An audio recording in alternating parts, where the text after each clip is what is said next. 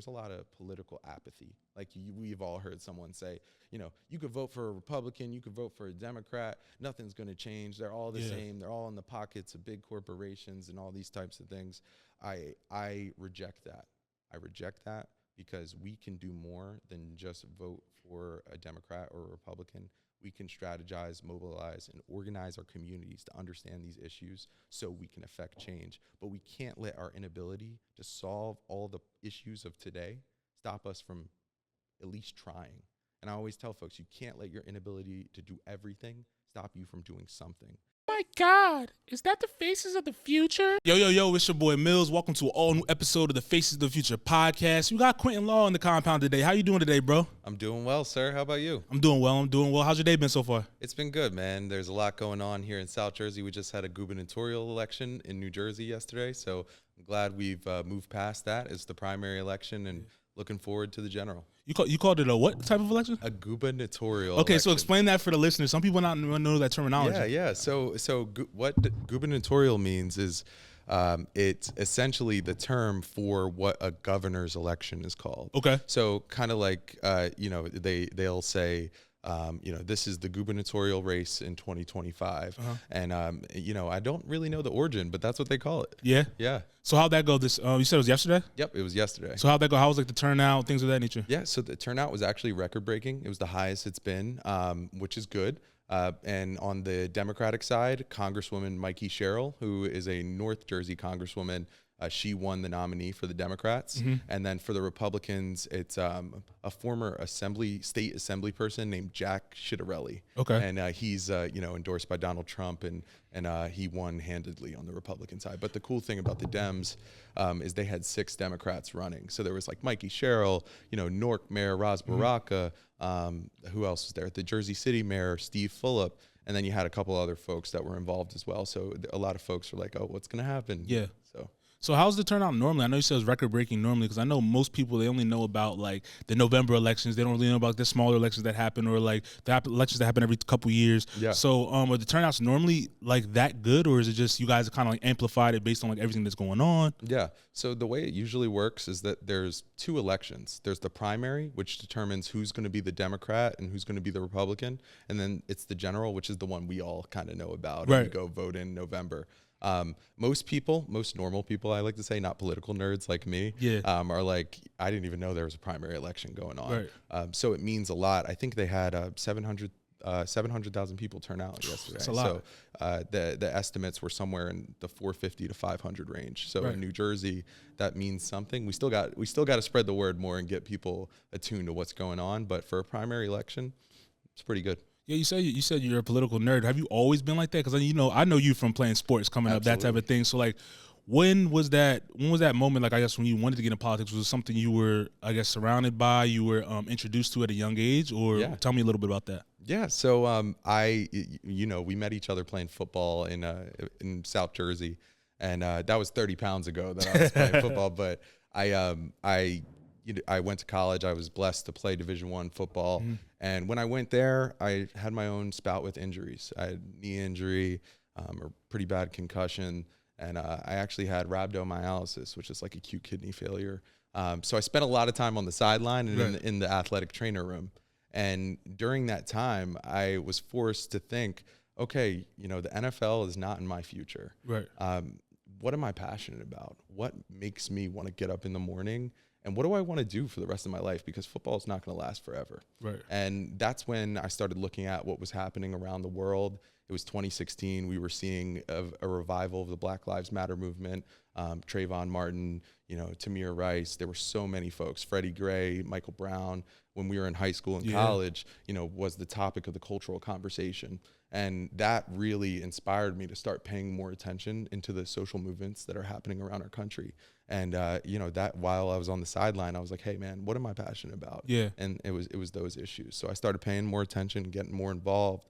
And then next thing you know, I ended up at a political event, and then I caught the bug. Yeah. Yeah. So when all that stuff was happening in 2016, as a black man in America, like, how did that make you feel internally, mentally? Did you feel like you had people to talk to, since it was something that that was kind of like you were getting introduced to? Like, what was your mind frame during that time? Yeah, well, I grew up in a community, Moorestown, New Jersey. Right. I'm the mayor of that town now. Yeah. But, you know, when we were in high school and these conversations were happening, it was a tough place to be, you know, any young black man in these conversations, because it was often young black men that were being killed at the hands of police or other racist individuals. Yeah. And we were almost put into this position where we had to like defend them and say, hey, you know, are all the facts out? Do we know if this person is innocent? I mean, when Trayvon Martin died, he actually died on my birthday, February 26th. Really? I was in Florida with family at the time, and that was the first time I ever saw a protest in person. You know, you see them on TV. Yeah, and that kind of stuff. But I saw a march in person, and there was something so powerful about that moment, seeing people stand up and get out for what they believe in and use their voice. And as someone that grew up in a primarily white school district like Moorestown, I find that there are many young black men that struggle finding their voice because we pick and choose when to use it, right? You know, you don't, and often I feel like some people feel like they don't want to ruffle feathers. They don't want to offend anyone. But in that moment, I was inspired to use my voice. Yeah. And so when I went back to Moorestown, you know, we're having these conversations in, you know, history class and all of these other, you know, politics class.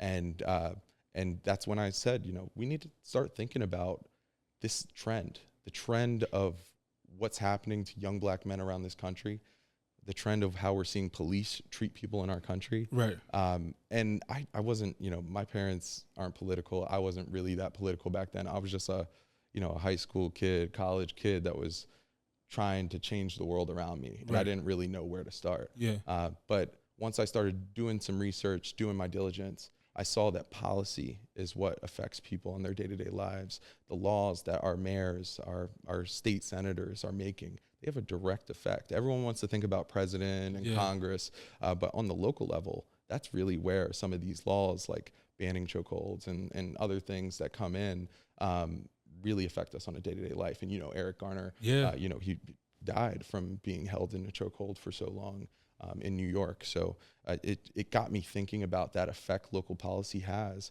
and how can I, as a individual, utilize my voice and organize to change my community and be the change that I want to see in my community.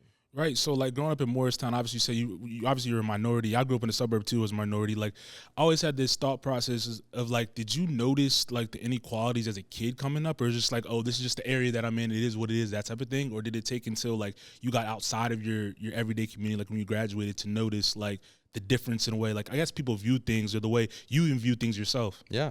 Yeah, so there's an old Dave Chappelle joke where he says like everyone assumes he's from the hood, but he's really from a suburban community. Yep. And his parents did just well enough for him to grow up poor around rich people. Right. And you know, I had a similar situation. My parents had me when they were seniors in high school at Moorestown High. They were kids raising a kid. Yeah. And they lived with my dad's mother, my mom, my grandmother. Yeah. And we grew up all in a house together. My grandma, my family actually owned a bar in Camden, New Jersey for over 50 years. So I grew up having my birthday parties at the bar, sitting with my dad while he handled his shift at the bar on the weekends. So, you know, for me, as a young kid, I grew up often in between Moorestown and Camden. Okay. And my parents were they weren't political, but they were socially attuned enough to say, yeah, what you see in Moorestown and Camden is different, and there are reasons for that. There's structural and systemic reasons why someone in Moorestown the generic student in Moorestown had a 98% chance that they're probably going to go on to a 4-year institution. At that time, this was back in like 2011, 2010, students in Camden were way below that level. Right. So I ended up looking into that, and I read this book called Savage Inequalities by Cory Goidel. And they actually have a chapter where they compare school districts around the country that are geographically close, but economically opposite. Right. And one of the chapters is about Cherry Hill and Camden. Really? Yes. So I was a high school student. I read that, and when I tell you, that completely shifted my mindset. And it's things that you've seen your whole life, but you're starting to connect the dots as you mature. And to answer your question, I grew up kind of seeing those inequalities and coming back to Moorestown and trying to show it's like, hey, you know, how can we, like, how can I say this? Like, you know, seeing the inequalities in Camden and trying to come back to Moorestown and show people it's like there's more outside of our bubble. Right. There's so much more outside of our bubble. Right. And we need to understand how lucky and privileged we are to live in this community, because there are others that go to public school and don't get what we get. Yeah. And that all comes down to resources that are coming from your local government. Yeah. You know, local property taxes. How do like mayors, I guess, counsel with each other when it comes to things like that? How do you guys intertwine to make things, I guess, a little more equal, like to show the different perspectives? Or say in Moorestown, you have the things that maybe a Camden County needs or whatever. Is this something where like mayors get together and talk about it? Like, how do you guys, I guess, pivot or help out, I guess, neighboring communities? Absolutely. So we all are operating with our own resources. Okay. Most municipal governments are funded by taxes. Yeah. Property taxes.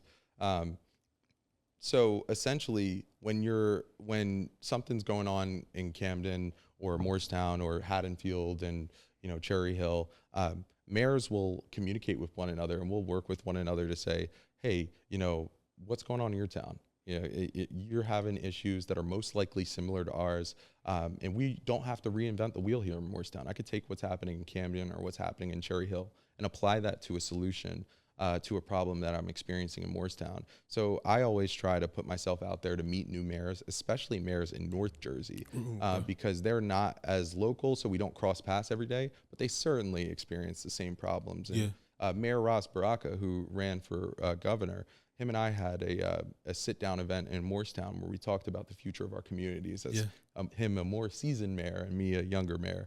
And one thing he said was, you know, we're all experiencing the same problems. Yeah. We come up with different solutions because we're operating in our own silos. But the moment that we come out and work together, that's when we can walk a lockstep and really deliver results for our residents. Yeah. And it doesn't have to be like, hey, this problem solved in Cherry Hill. Why isn't it resolved in Moorestown yet? Right. We can learn from one another and build in a constructive way. So what was the first thought of you becoming like a mayor? Because like you said, college was kind of like when you were sitting on the sidelines, it's when you kind of got sparked the idea of like, all right, I want to kind of take this journey, go down this path. I'm really passionate about it. So like, what was, I guess, the pathway to that point? Like, what was the starting point? Yeah. So like I said, in college, I started to dip my toes in a little bit. I said, you know, I don't even know what politics is. And I think a lot of people, when they say, you know, politics, it becomes this like really mysterious thing, intimidating, you know, corrupt, everybody's bad. It's it's a movie, House of Cards thing, and everyone's got a game. Some of that is true, but most of it, in my opinion, is somewhat overplayed in the aspect of reality. A lot of people are volunteers. You know, a lot of people think I'm a full-time mayor. It's a full-time job from a work perspective, but it pays $5,000 a year. Really? I didn't know that. $5,000 a year. So what I would ask your audience is, do they think that their mayor should be getting paid $5,000 a year? Most people say no. A mayor probably should make more than that. 100%. I think so. But what would you do if you lived in the town and you're driving over potholes every day and you found out the mayor increased their salary from $5,000 100% to $10,000? True. You would be, I could write the ads myself. Yeah. You know, you don't like those potholes? Well, Mayor Law, you know, he didn't, you know, he raised the salary. You know, he could have been fixing those potholes. So it's one of those things where it really excludes young people and people that aren't independently wealthy from participating in the process. Right. If I didn't, work for a U.S. senator when I first decided to run for office, I wouldn't be able to do this. Right. If I just had a regular job that required me to be in the office every single day, I would not have the capacity to do this. So there's a serious conversation to be had about, you know, how we pay our elected officials. And I think on the national level, everyone's like, oh, you know, Congress gets paid too much. Right. And that kind of energy seeps down to the local. And trust me, there are some local elected officials that aren't earning the money they get paid, even if it is $5,000. Yeah. But there are others that, you know, are working hard every day to do what they can, and they're just trying. And it's not like this House of Cards corrupt game. It's just like, for some people in some towns, I won't say any names, but you got like a mayor that's, you know, has 4 kids, is a teacher in school, and does the mayor stuff because they love their community. Right. Yeah. So I think, you know, for me, joining this, picking this, a life of public service really started as I said earlier, when I was looking to find my voice. Right. Coming out of Moorestown, I was trying to find my passion. In my senior year of college, I experienced I was subject to like a racist slur from a classmate that I had at Bryant University. I didn't know what to do about it. It was a girl. The Patriots just won the Super Bowl, so everyone's going crazy. Right. And I happened to run into somebody, and she just like flat out saying the N-word like it's nothing, and like calling me it. And I'm like, whoa, this is crazy. And she's like, I don't care, like whatever. And it's one of those things where it happens, and I'm sure you've experienced racism, and you're like, we all brush it off. Stuff happens, right? But it just didn't sit right with me. Right. Especially with, that was the first term of Donald Trump. What I was talking to you about of why I started paying attention to social issues and social movements around the country. It just didn't feel right with me. And it felt like, it just gave me that feeling. It's like, oh, this is the time to use your voice, defend yourself. Yeah. But by the time I came up with that, it was the next morning, and I slept on it. I still didn't feel right. And I was like, what can I do? Yeah. So I decided to write an open letter on my Facebook. And I wrote an open letter, and it said, to the girl that called me the N-word last night at the townhouses, but I spelled out the N-word. And I said, I said a lot. It was a couple paragraphs, but the crux of the letter was, if you knew who I was, and if you actually knew me, I bet you would never use that word. Because I truly believe that being able to meet folks, understand their perspective, and see where they're coming from is the best way to cut through any prejudice, racism, or any xenophobia that we see around the country. A lot of people are scared of people because they saw something on TikTok that showed them the craziest aspect of our humanity. Right. And they feel afraid or intimidated to talk to a person. And this, it spans all things, sexuality, your ethnicity, your race, where you live. So I wrote in that letter, if you knew me, I bet you probably would never say that, you would have never used this word. But I was disappointed in Bryant University and the townhouses and the RAs for how they reacted next. Yeah. Because what happened next was the school tried to silence me. Really? Yeah. I actually had this is all online. I had a visit from the Department of Public Safety after midnight asking me to take this post down, like knocking on my door. Hey, there's some Facebook posts you posted. There's a bunch of girls in the townhouse down the road that are upset, and they're saying that you're calling them racist. And I was like, I didn't call anybody racist. I just said what happened. Yeah. And then I get called into the administrator's office. I have an administrator that's saying the right thing to do, what Martin Luther King would do, is to take down this post, because that's what's going to bring the school together. Was the administrator white or black? She was Asian. She was, okay. So that was another layer of pressure that was happening. Then I got called into the Center of Diversity and Inclusion, and a professor, the one that ran it, that I was very close with, he sat me down and he said, do you have a lawyer? Do you have access to legal representation? I said, no. I mean, why would I need one? Right. He said, because I think you might be getting sued. And I was like, whoa, what's going on? And in that moment, I call my father. So things happen. You call your parents. You're like, I don't know what to do. That was the first time in my life I ever called my dad, and he had no idea what to do either. And imagine sitting on your phone with your father, and you're like, damn, something happened to me. Yeah. And here I am trying. Now I need to find a lawyer. I need to try to defend myself because something happened to me, and I decided to use my voice. Right. And in that moment, while all this was happening, this letter was getting shared a lot. It was getting shared all around Rhode Island. It was becoming a pretty big thing. So after a couple of attempts for them to get me to take it down, I wrote another letter.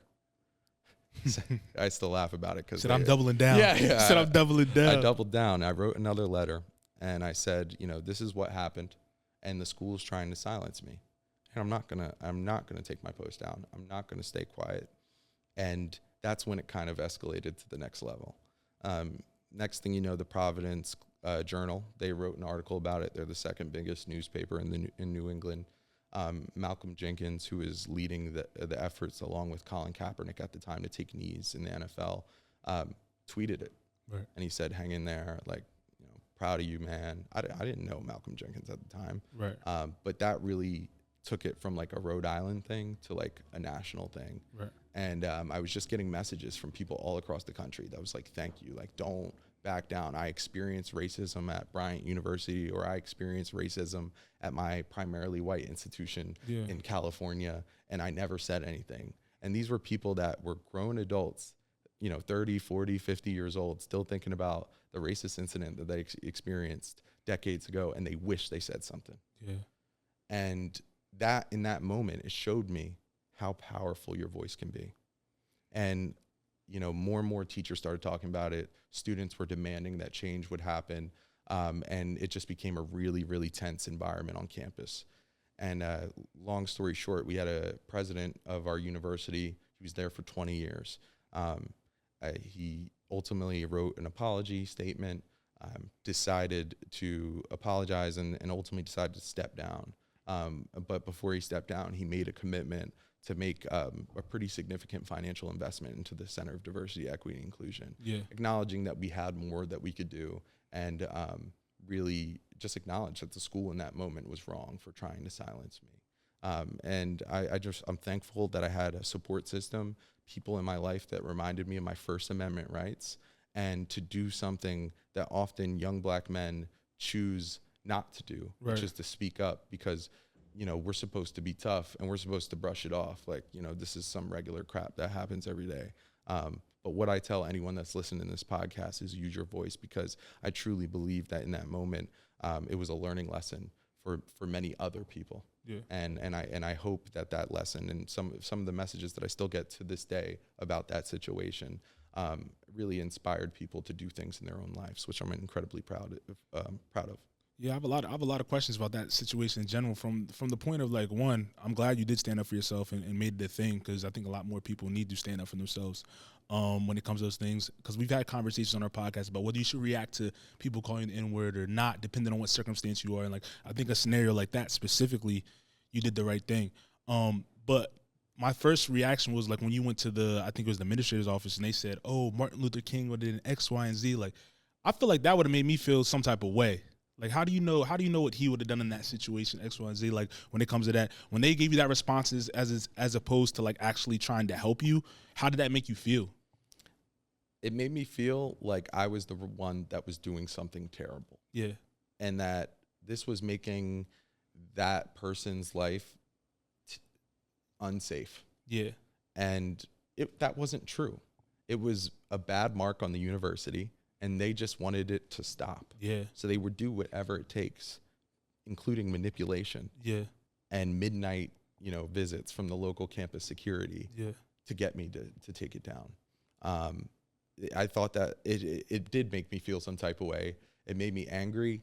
But that in that moment was what made me write the next letter. Right. So it absolutely made me feel like, wow, the audacity that they have to really try to go in this direction. Luckily, I was a senior in college at this point, much more mature than I was in high school. Yeah. But on your point of, like, how we should react, you know, I don't think that the right thing to do in that moment was to, like, go nuclear and to, like, you know, spaz on everybody. Yeah. But it was to be strategic and say, what can I do to actually instrument change? What I actually want is change. Yeah. So how can I deliver on that? And I think that's a larger conversation that is happening, that I see that's happening across the country. It's like, you know, do we want to actually change the policy, or do we want to just be mad about it online? Right. You know, pick what you want to do. I'm someone that I choose to try to strategize, organize, and mobilize to be the change that I want to see in the world. And that moment was the one that showed me, Quinton, when you use your voice, it can be powerful. Yeah. Don't forget that. So when it comes to, like, strategizing, mobilizing, and making that effort and make that change, take it outside of, like, what you experienced in college, but, like, when you're approached to maybe policy or the things that are happening in the world today, like, how would you tell, I guess, the youth or the younger generation to get involved, to do that very thing that you're talking about? What I would tell them is to always, you know, one, stay in the know. right?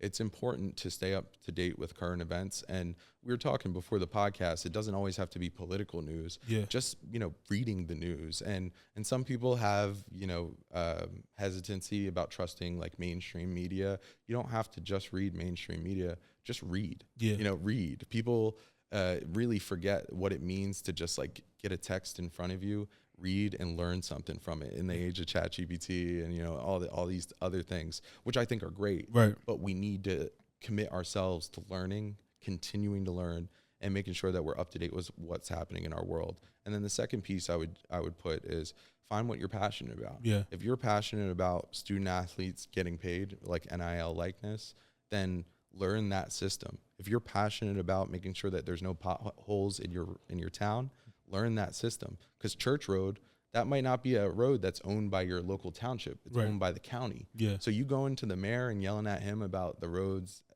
Church Road having a bunch of potholes, the mayor's going to listen to you for an hour and then say, well, that's a county road. It's not my jurisdiction. Yeah. And then you just wasted an hour of your life because you didn't want to do the diligence beforehand to say, okay, well, who owns this road? And I always tell young people, I'm like, to understand before you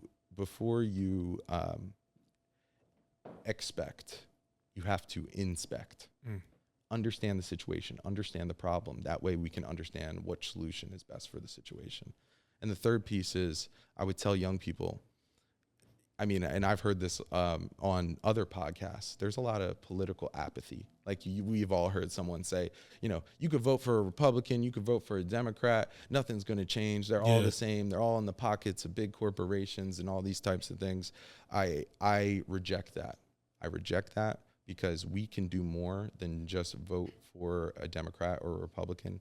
We can strategize, mobilize, and organize our communities to understand these issues so we can affect change. But we can't let our inability to solve all the issues of today stop us from at least trying. And I always tell folks, you can't let your inability to do everything stop you from doing something. Right. And if you look throughout history, all of the greatest moments, all the greatest social movements came from a large group of people doing individual small things. And that culminating into change that changes our country. So I always try to remind folks, it's like, you're not going to solve homelessness tomorrow. You're not going to solve the housing crisis, but you can do something today that takes a step forward. And the direction is more important than the speed when it comes to that issue. Correct. I can agree with that for sure. When it came to, you said you worked under Senator Cory Booker. What was that like, working on his campaign when he was running for president at the time? Yep. Tell me about that experience. Yeah. So 3 days after graduating college, I moved to New Hampshire to work on the presidential campaign for Senator Cory Booker, and he was running against Donald Trump in 2020. Right. He was one of many Democrats vying to be the Democrat to run against Donald Trump. And of course, Joe Biden ended up winning the election. However, I was in New Hampshire being a community organizer, talking to Granite Staters is what they go by, talking to Granite Staters about why they should elect a black man from New Jersey to beat Donald Trump. And in the moment, what I saw is that a lot of people loved Senator Booker. Some people didn't know him, but once they knew him, they liked him. But at the end of the day, they didn't think that a black man from New Jersey could beat Donald Trump. And maybe that's their own inner prejudice, showing like they're projecting. But that's what I was hearing. And I love the senator. Even to this day, I think he would be a great president, and he's one of the greatest bosses I've ever had. But in that moment, I learned when you show up to someone's community, you can't just tell them this is what you're going to do for them. You have to sit down and say, well, what can I do for you? What are your 3 biggest issues? What do you care about? Is it the water, issue that happened a couple years ago? Is it the roads? Is it the park that's been a problem for a few years? What is it? And people's whole body language shift. They're like, oh, wow, this person that's connected to a politician, or even as a mayor today, right? This council person is coming into my home and asking me what can they do for me. And that's where I think people say, oh, okay, maybe all politicians aren't that bad. Right. And I, as a politician, and I like to say public servant, I work tremendously hard to make sure that people know, I'm here for them, but I don't know what I don't know. Right. And any elected official that gets up and says, I am the one that can solve all your problems, I have the answer to everything that you're going through, elect me. I reject that, and I think it's dumb, frankly, because the best leaders to me are the leaders that listen and aren't afraid to admit what they don't know. Right. And then they are committed to getting you an answer, whether it's good, bad, or ugly. But that's what leaders do, because I'm not going to be able to always appease what you want, but I can always get you an answer. Yeah. And as a resident of my community, or as a person in this country, you deserve to get answers from the leaders that you elect to represent you. And when it comes to just like working on that campaign trail, what was like another big thing that you noticed about campaigning in general? Because I assume that you took some of the things that you learned on that campaign trail and took it into like your own approach when you were running for mayor. Yeah. So I guess what are some of the things I guess that you didn't know that were very important that you applied to like your success and what you're doing now? Yeah. So one thing I learned is that you have to meet people where they are. You can post online all day and say, hey, I'm having this event, meet me at the square, it's going to happen. But if the people that you want to show up to that square aren't in the place that you're posting, they're not going to be there. So you need to go into the community. You need to be on the ground, boots on the ground, meeting people where they are and hearing their issues. And then when you show up in their communities, it can't just be when there's election. Yeah. Right? It's got to be when there's no election happening. When one thing that I love to do in Moorestown is if we have I do monthly town halls, and I do them in different parts of our community. Mm-hmm. So when I'm doing a town hall, I'll go knock in the local neighborhood. I'll just say, hey, it's Mayor Law here. I'm not asking for your vote or anything today, but what I want to let you know is we're actually having a meeting next Thursday night. We're going to be talking about changes to the neighborhood. Would love to have you come out and tell me a little bit about your perspective and maybe what kind of things you want to see change in the neighborhood.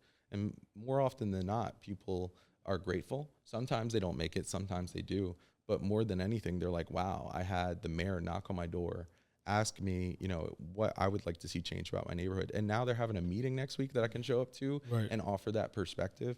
I learned that on the campaign, that you really have to meet people where they are. And then that's when they'll find the time in their busy lives to come out and share their perspective, because you're competing with their kids, you're competing with dinner, you're competing with all the things that happen in a regular person's day-to-day life, that they could say, I'm not going to that meeting. I have 100 other things that are more important to tend to. Now, that makes sense. And before we transition into like your run into becoming the mayor, what do you think is one thing you guys could have done better during that campaign run in 2020 with Cory Booker, to maybe, I guess, get him to become the representative of the Democratic Party or whatever it may be? Yeah. So I would say one thing that I would like, if I could go back and do it again, one thing I would love to see is us try to shift the conversation away from who can beat Donald Trump and shift it to who has an inspiring vision for the future of our country.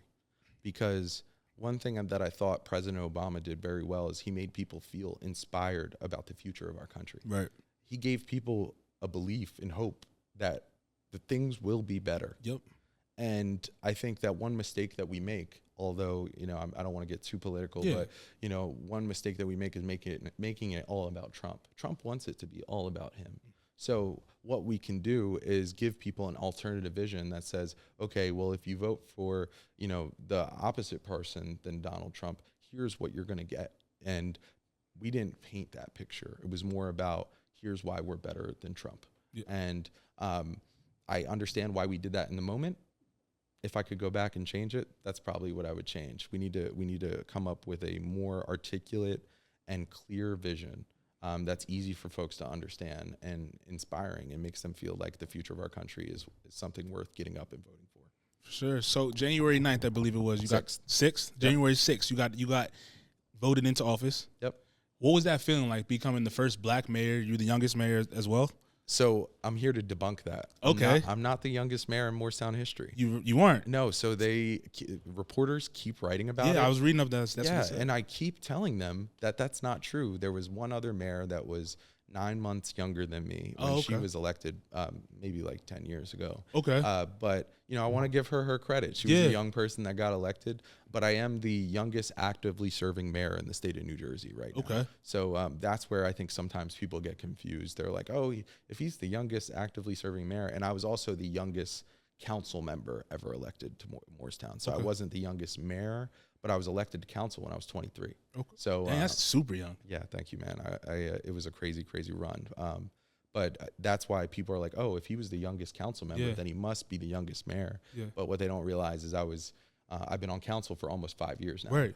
So I was council member, then I was deputy mayor for 2 years, and then by the time I became mayor, I was a little bit older than when one of the previous mayors became mayor. Yes. So with that, one being the youngest council member at 23, and then also like being one of the youngest mayors ever elected, and then being currently the youngest one serving, are there a lot of doubts that come with your age?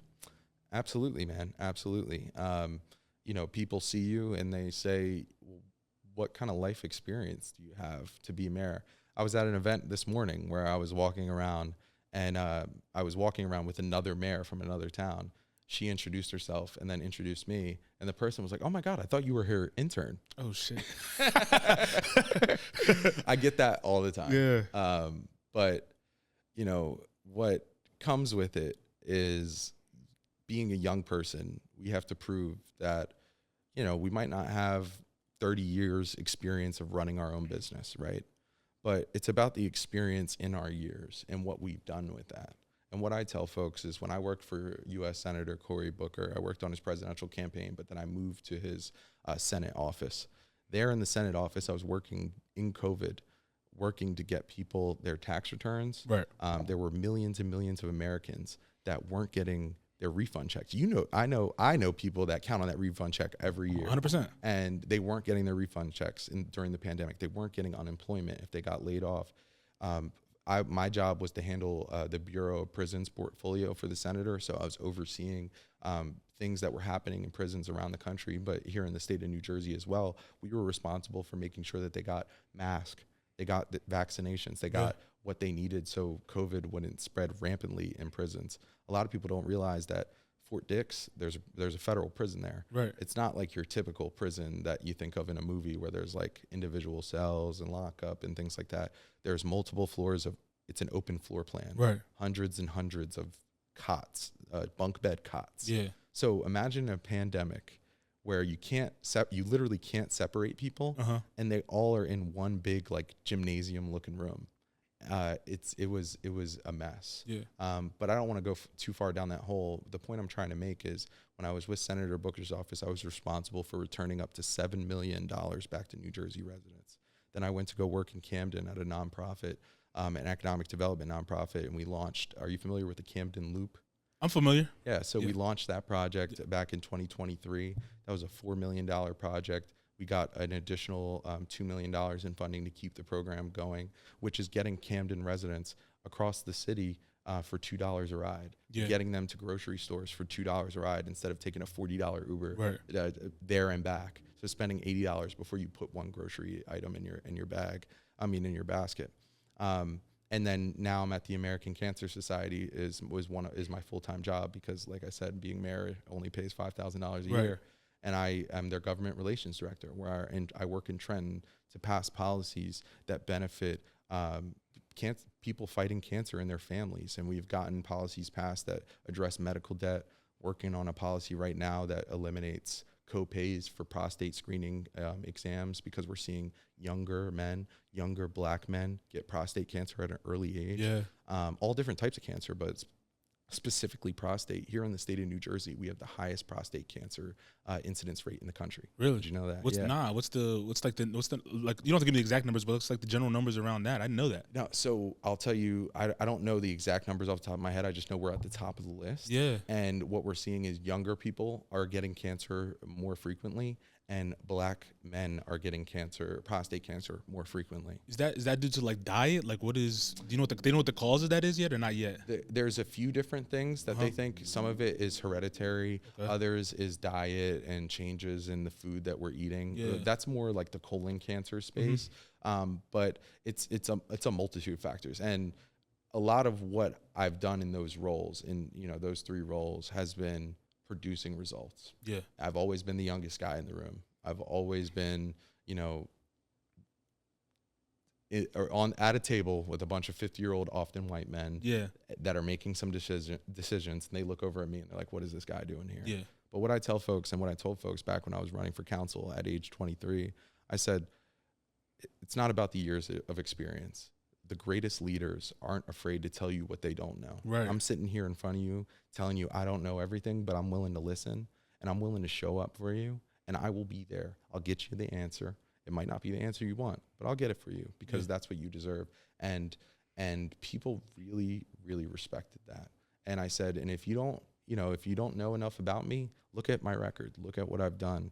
And then when they see what I've done in some of my other roles across New Jersey, I let the results speak for themselves. You know? For sure. How do you balance all those roles though? Like you're working for the Cancer Foundation, you're being a mayor, you're doing other things within the city, whether it's just Moorestown, whether it's Camden. Like, do you ever find yourself getting like burned out, or you're not to that stage yet because you're like still super young? Yeah. Or like, is it sometimes it's overwhelming? Like, what's your how do you balance? So, playing Division I football, you know, you get conditioned to wake up at 6 a.m., go to bed at 9, and do it all over again the next day. So, here I am, 6 years removed from college. I still think I'm doing the same thing, man. Just on the same schedule, staying organized. Can it be tiring at points? Sure. But I'm privileged to be at the point in my life where I don't have kids right now. Right. I have a beautiful girlfriend, and I hope one day we can start a family. But I'm not at that point yet. Yeah. So I'm going to work hard, and I'm going to let my youth be an advantage for me and show folks that, I have the time, I have the energy. Let me show up for my community. And often people see that and they respect it. And it's allowed me to get more experience and allow me to do this job at a higher level, in my opinion. And to stick on like the age thing, do you think we should have like across the board, not just in New Jersey, but just like across the country, do you think we should would you like to see like younger people in positions of power like you are, like when it comes to like, or us say service, not power, but public service when it comes to being a mayor or an elected official, whether it be a congresswoman, congressman, whatever it may be? Yeah. So what I would say is absolutely.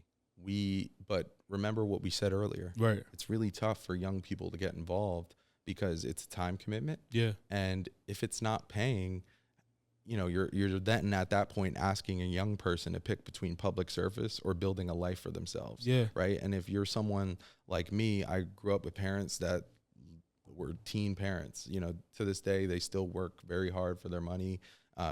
They didn't go to college or anything like that. So, for us, we're trying to build wealth. We're trying to, build a life for ourselves and our family that was better than the ones that we experienced. When you put someone in that position to say, hey, do you want to take these next 5 years, or do you want to spend your 20s building your career? That way your 30s, you can have kids and travel the world and do all the things you want to do. Or do you want to spend your 20s running for office and, being an elected official, getting paid $5,000 a year? Yeah. Most people pick the former, you know what I mean? For sure. So it's, for me, I made the decision because I'm a third generation Moorestonian. My grandmother, she moved into Moorestown in the early 70s. She was the second person to live in her home. She lived on a street, Farmdale Road.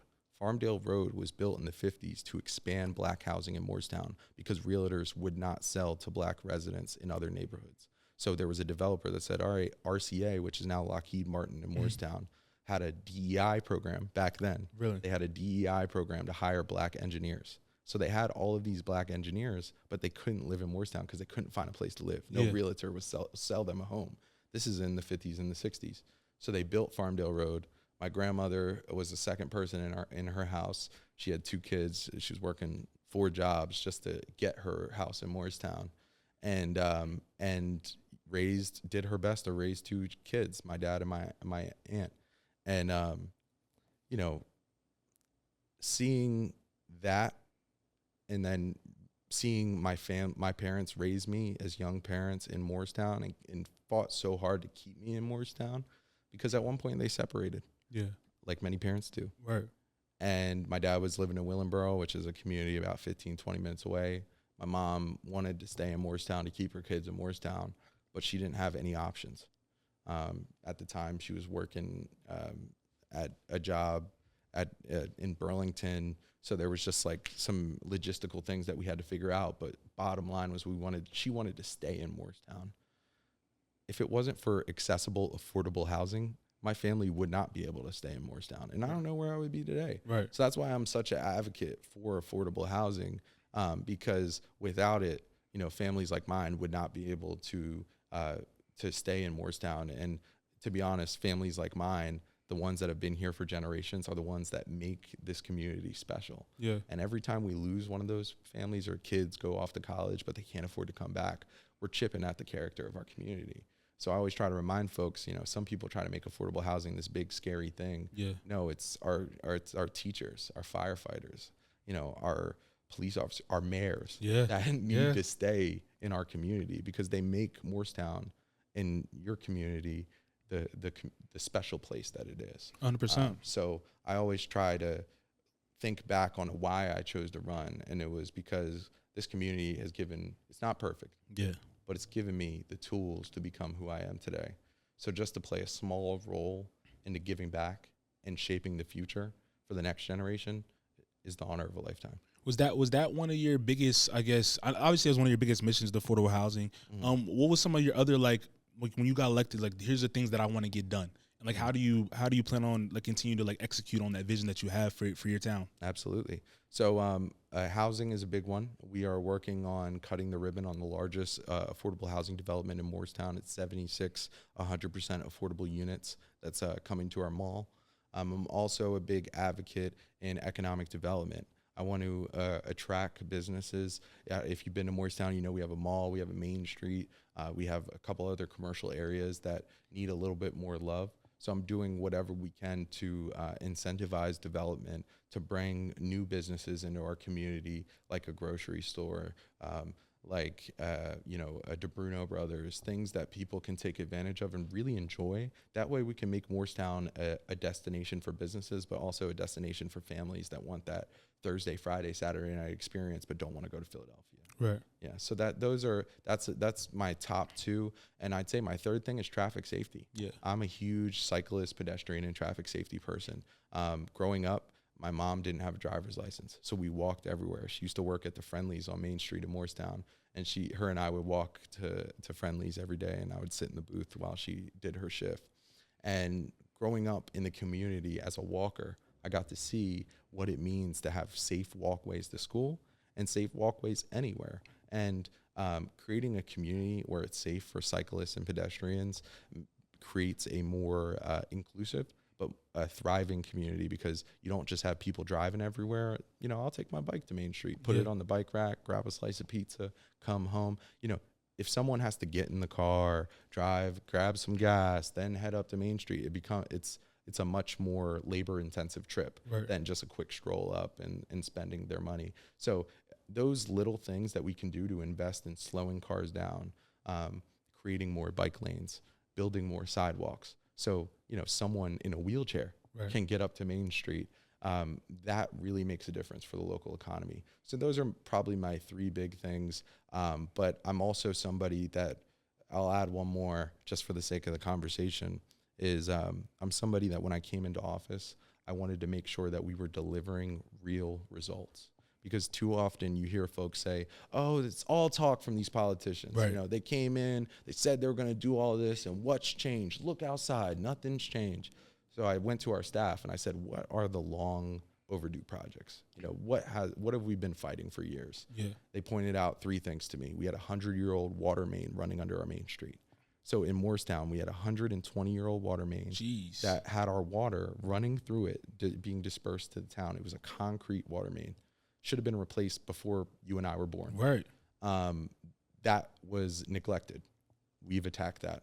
The phase one of the water main started earlier this year. The first phase will be completed by October. That's a $4 million project. It's going to be probably like 4 phases, but we started it.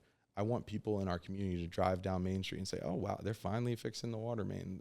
That's crazy. We finalized a park. It's called Percheron Park. That was in the works for 15 years. There were people that donated private money to get that park done that died. Literally spent their money and never saw the park come to fruition. And that we were faced with a decision as council. Are we going to finish this project, or are we going to just scrap it? And I was like, no, let's get it done. You know, people have been waiting for this for a decade. You know I wasn't on council 20 years ago when they said they would do this, but let's just deliver, get it done, because let's restore people's faith in government. Let's show them that government can do good when we elect good people that are committed to public service and not themselves. And the reality is there's a lot of people that don't do that. And we need more leaders, young leaders, diverse leaders that put people over politics. Yeah. And that's been my mantra. I always say, I'm here. I don't care if you're Democrat, Republican, or independent. I'm here working for all of us. Yeah. Everything you said, it aims towards being inclusive to whether it's like you're talking about the little guy or the big guy or just projects in general. How has, I guess, on the federal level, like, I guess you could say right now, it seems like with the talks, there's lack of being inclusive. How's that trickled down to like the local level, and how does it affect your community? The things that you see like in the mainstream media, does that trickle down into like where you're at, and how do you handle things like that? Absolutely. I mean, I told you that project was $4 million, the water main project. We got $2 million from the Environmental Protection Agency through the Joe Biden infrastructure bill. The moment Donald Trump came in, he canceled all federal grants. Oh, and the judge turned that around. They said that that's illegal. You can't do that. But there was a moment in time where we were like, holy crap, we might get $2 million of our $4 million. We might wake up tomorrow with a $2 million hole in our budget because a water main replacement is woke. Like, you know what I mean? Like, it was absolutely ridiculous. And I try to shine that as an example to folks to say, like, this is an example of how that would have significantly affected Moorestown residents, because you know where we would have to gone to get the $2 million to make up for that gap? Where? Taxpayers. No one wants to pay more taxes, right? Yeah. Like, so, you know, that example, and, you know, we were lucky. We ended up getting the money and everything was fine. But there's millions of communities across the country that weren't lucky and lost that funding. Yeah. And that can really burn a hole in someone's budget. Right. So that's an example of something where some of the craziness that's coming down from the administration, where they kind of see it as like, oh, you know, we're doing like this like cool thought experiment, has a real deal effect on people's lives and the quality of water that they're drinking on a day-to-day basis. Yeah. I'm committed as mayor. My job is to keep my community safe, to deliver clean water, clean air, and safe parks. Yeah. And you're telling me that I don't get to do that because you just want to end grants for everybody. Yeah. It's ridiculous because it's an environmental protection agency grant. Crazy. But thank God that didn't get taken, that the courts spoke and spoke in the favor of municipalities across the country. But another example is the attack on diversity, equity, and inclusion. Right. We got a letter from the federal government that said by accepting this $2 million, there was no signature required, nothing like that. But by accepting this $2 million, you're certifying that you have no DEI programs. So what does that mean in retrospect to what they're saying? You know what? I couldn't even tell you what it actually means because there wasn't much of an explanation. So what we did is we gave it. It's crazy. That's crazy. Right? It's crazy. It's not enforceable. We don't have to sign on it. It's like a mandatory addendum. They're just like adding to the contract. Oh yeah, by accepting this money, you're certifying that you don't have any DEI programs. Wow. And it's something where it gives them the ability from their ivory tower to say we aren't. We're forcing communities across the country to move away from DEI programs. Yeah. And they're not going to actually follow up on it and look at it or whatever, but it's something that they can do so they can say that they're continuing this attack on diversity, equity, and inclusion. Yeah. Did we lose the funding? No. Do we celebrate diversity, equity, and inclusion in Moorestown? Absolutely, and we're going to continue to do that. We don't have any DEI programs specifically in our hiring. Right. Do we have initiatives? Yeah, we celebrate Black History Month. We raise the pride flag. We stand up for those that are disabled. Yeah. We're a certified veteran-friendly community. We are striving to make sure we add more programs for seniors so they have the ability to get involved in our rec department. I believe inclusion is a good thing. Yeah. Because I think when you bring more voices to the table that come from different perspectives, you ultimately have a better conversation. Yeah. When everyone's coming from the same thing, the same background, a conversation can get real monotonous. Yeah. And so my whole thing is, I don't run from DEI. I know a lot of people, there's a lot of conversation about it, but I think diversity is a strength. I ran for office because I believe representation matters. Yeah. There was literally no one that ever looked like me that served on town council in Moorestown in 350 years. I ran because I felt like someone that looked like me, someone that was my age, that had my life experience, that lived in affordable housing deserved to be on that dais. So I try to tell folks in our everyday life, if you're building a team, if you're running a business, you want diverse perspectives. Yeah. So don't believe the BS that's coming from the federal government that's trying to divide us and make us think that if you see a black person flying a plane, they must have got there not because they earned it, but because they're black and they just got the job, which is insane to me. And I'm not just making that up. President Trump said that the planes crashed because of DEI pilots. Insanity. Yeah. How do you feel about all the stuff that's going on with the ICE, like as a mayor, like because say something like that trickles down into your city, your town, whatever it is. We use California because it's the big thing that's trending right now. Yep. As a mayor, like how would you approach that? Because I see a lot of conversations around like states losing their individuality because the federal government wants to take over and control everything. So what's your perspective on what's going on? Like how would you potentially handle it if you were like the mayor of a city like that? Yeah. So what I'll say is the moment that Donald Trump was elected president, I received messages from Moorestonians that were undocumented here on asylum from countries not just in South America or, Central America, from countries in Asia, Africa, Canada, that were here on asylum for whatever reason. Now, what asylum means is that they were in a dangerous situation in their home country. They came to the U.S. undocumented, and they applied for this status called asylum, which means that they get this political temporary status that says because you're in such danger in your home country, you can stay here until you get your and you can start like the pathway to citizenship. Right. So these people are on asylum, and they're afraid that Donald Trump is going to wake up one morning and say, I'm taking these people's asylum away. And what we're seeing is not only are folks that are undocumented getting arrested and taken into custody by ICE, there's American citizens that are just Hispanic getting taken. There's people with legal asylum status, so they're technically not here illegally, that are getting taken and deported to other countries. And then you have the White House saying, oh yeah, we made some mistakes, but guys, we're doing this as fast as we can, so we're gonna make mistakes. Trust us. It's like you're tearing people's lives apart. Yeah. Why don't you just slow it down a little bit so we can make sure that we're doing it the right way?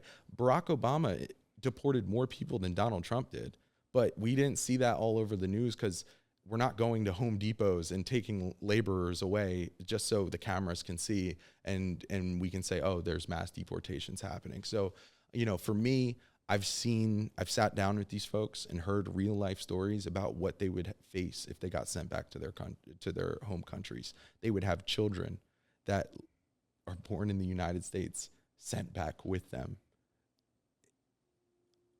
I wish I could say on this podcast some of the graphic things that some people are going to face if they were to go back to their countries. But to feel in that moment that, like, if we can't protect these folks, these are Moorestown residents that might never, that make our community what it is. Right. And they might be sent home because they're here on asylum. It's like, yeah, and all that talk about immigration and crime and fentanyl, you don't think about the normal people that are here just trying to produce a life for themselves because they believed in the American dream that we sell to the entire world, that you can come here and be anything. And now we're punishing them for it. It just upsets me because these are like amazing people. The vast majority of immigrants in our country are amazing, hardworking people. Right. And we're taking a fringe group that have committed crimes and done terrible things. Those folks don't deserve to be in this country if they've committed those crimes. But what they do deserve is due process to figure out if they committed those crimes. Because if we let that go, if we sleep on that just because they're an immigrant, you know what's next? It's American citizens that don't get their due process. Right. And then that's when it's scary. And we're slipping in. And what I'm seeing with ICE now and what's happening in Los Angeles is very disheartening to me. I couldn't imagine if that was happening in my community, but my heart is with the people that have been taken by federal agents and haven't done anything wrong. Yeah. And there have been a couple that have been deported to foreign countries like El Salvador and other countries without committing a crime. The fact that that's happening in the United States of America and it's not on every news channel every day is crazy to me. But I get it. I get why that's the case. Yeah. Because there's so much happening and it's just hard to keep up with. But just think about that for a second. And I think 15, 20 years from now, when we look back and start writing the history books about what happened, we're going to say, wow, this was a really telling time in our country. And we are slipping towards authoritarianism. I'm not going to doom us and say there'll never be a better day. I believe that there's a brighter day in America because we've seen that. Yeah. But we need the people to stay committed to fighting for change and using their voice to shine a light on what's happening. Because if we don't talk about it, it will be forgotten. I was going to go and bring up to our next few questions before we start to close out. How can platforms like ours continue to, I guess, not just necessarily push one side or the other, but amplify proper messaging to the people to, I guess, spark conversation as opposed to making them pick one side or the other? Yeah. So I would say, bringing in different perspectives and, having open conversation, and it doesn't always, people stress like civility and like, yo, let's all come together. And then you got people that are like, how can I be civil when, my life is at stake or, these things, which I totally understand. I think it's having those conversations and understanding that sometimes they can be heated. Sometimes they can be passion fueled, but that's okay. And we can disagree on things, right? But we need to be able to respect one another enough to sit down and be able to listen and say, let me get your perspective and let you hear mine.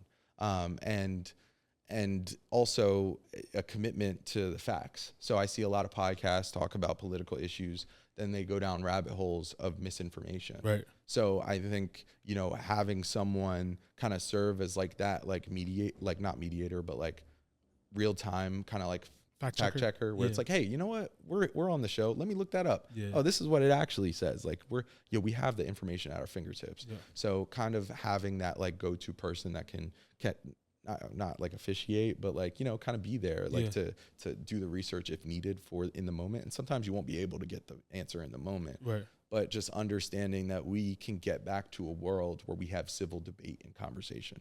It doesn't have to be, I feel like when you say civil conversation, people are like, oh, you're taking everything out of it. Like this is corny now. Yeah. It's like, no, we can debate, we can argue. Yeah.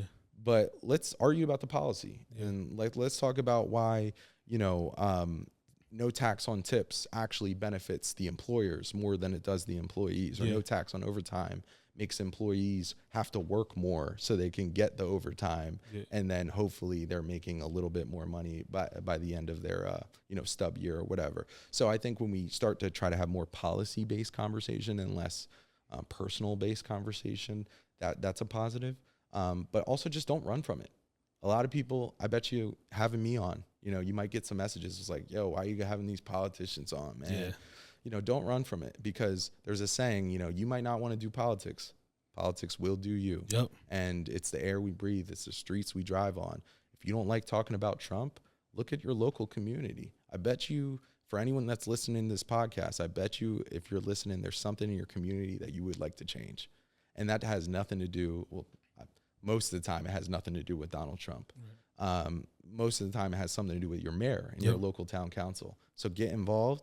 I've been listening to your podcast. You've had people on here that talk about how they're getting involved in their communities and how they're advocating. I think that is fantastic, because we need people raising their voices, and we don't always have to agree. But the fact that democracy is not a spectator sport. Right. You need to get involved and make your voice heard. Otherwise, it won't be, and the train keeps moving. So we need more people that look like us, that think like us, that come from our life perspective and background to be on that train, so we can therefore continue to direct it in the right direction. And I always say a perfect world for me would be for us to be able to have, like you say, civil conversation with the person next to us, and just because we don't agree doesn't mean we hate each other. Yep. That would be like an ideal where we can have those conversations. So before we wrap up and get you out of here, what can we expect from you in the future? Can we expect you to run for like senator, president? Like what's your thought process in your career, your journey? I don't know, man. What you think? Shit. What's up, man? You tell me, we here. Yeah. So I've been on council for 5 years now, 4.5, but coming up on 5 years, and it's been 6 months as mayor already, which I cannot believe. But we made absolutely incredible progress. Yeah. I'm excited to see what is in store. At one point, man, I want to start a family. Yeah. I want to have kids. My parents had me a little early. I don't want to have kids that young. But now I'm 28. I want to start thinking about starting a family and hopefully, going down that path. So once I kind of get more clarity there, I think I'm going to revisit, all right, what's next for me in this political world? And, speaking of spectator sports, politics is a contact sport already. And, so, you can't see it on the video, but I got a couple of grays up here that I've earned, gray hairs that I've earned over the years. Before Care clear it out, you don't really see it.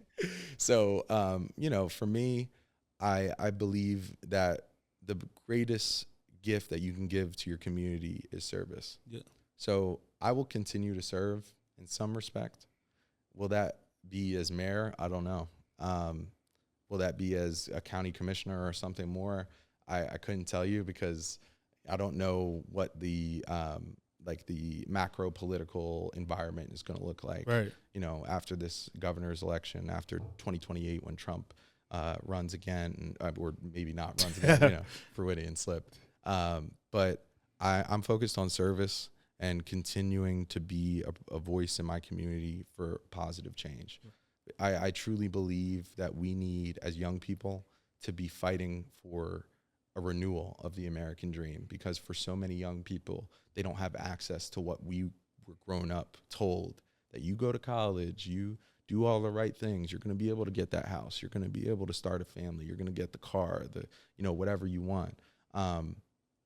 We need to restore people's trust in government by building trust. Right. And as local elected leaders, we need to stop thinking of ourselves as policymakers, but as project managers for the people.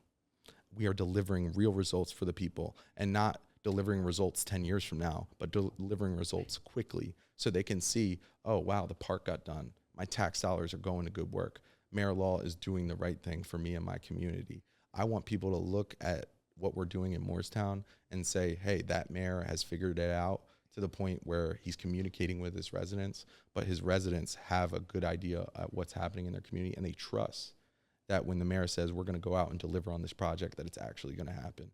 So my hope is to continue to do that. So when election time comes around, that the people know Quinton Law he's a man of his word, and he's going to deliver on the things, and he's going to work for everyone in this community, no matter if you make $1 million or you make 1,000, no matter if you're a doctor, a Democrat, a Republican, independent, I'm here for anybody. So I just try to be that person any way that I can. And for as long as the people will have me, I'll stay. Well, I appreciate you pulling up. I really enjoyed the conversation. I'm excited to see where your future goes, to be honest, especially whether it's in policy or it's not in policy. But I appreciate the work that you're doing and continue to be an inspo to young black men, 100%, bro. Thank you. Tell everybody where they can find you at on socials, where they can follow the work that you're doing, just in case they want to support, do whatever they want to do. Absolutely. Just let the community know. Okay, so I'm Quinton Law NJ on Instagram. I'm Quinton Law just about on everything else. No, I'm not a lawyer. Law is just my last name. But I'm also on LinkedIn, and happy to help anyone that's listening to this get involved in government, politics. If you just want to sit down and have a conversation, if you're local, that's what I'm all about. We need more people that are young, active, and energetic, involved in shaping the future of our country and our state. So if there's anyone listening that's interested, please reach out. Well, that's all we got for this episode of the Faces of the Future podcast. It's your boy Myles. Peace. Oh my God, is that the Faces of the Future?